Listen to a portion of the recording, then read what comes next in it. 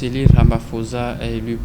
réélu donc, pour un second mandat et cela n'était pas gagné d'avance parce que le parti dont il est le président, le parti historique en Afrique du Sud, l'ANC, a connu des revers, ce qui s'est fait ressentir très aisément au niveau des élections. Le parti qui est resté majoritaire pendant 30 ans déjà environ s'est retrouvé à perdre sa majorité absolue et aux dernières élections a réuni 40% des voix, ce qui va donc amener le président réélu à former un gouvernement de coalition. D'aucuns parlent de gouvernement d'union nationale, mais cela reste à revoir. Et donc, dans ce cadre où Cyril Ramaphosa, après des concertations avec le parti de l'Alliance démocratique, le parti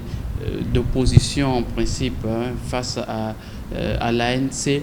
le président Cyril Ramaphosa, le président sortant, a été réélu et de grands défis l'attendent parce que c'est pour une première fois qu'un président un président sud-africain se retrouve à devoir former un gouvernement de coalition pour diriger le pays, alors que pendant plusieurs années, l'ANC, les présidents qui ont suivi ont eu cette facilité parce que l'ANC a toujours eu la majorité au Parlement. Le premier défi pour le gouvernement de Cyril Ramaphosa, c'est de pouvoir amener la coalition à adopter des textes allant dans l'intérêt général des populations sud-africaines parce que là, il y a des divergences que les deux partis doivent gérer.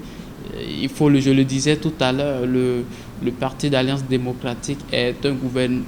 en principe un parti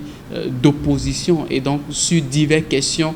les points de vue pour ce qui est de l'ANC, de l'Alliance démocratique ne vont pas dans le même sens. Il serait donc capital que les deux partis, le premier défi c'est que ces deux partis arrivent à s'entendre à chaque fois qu'un problème va se poser pour trouver la solution.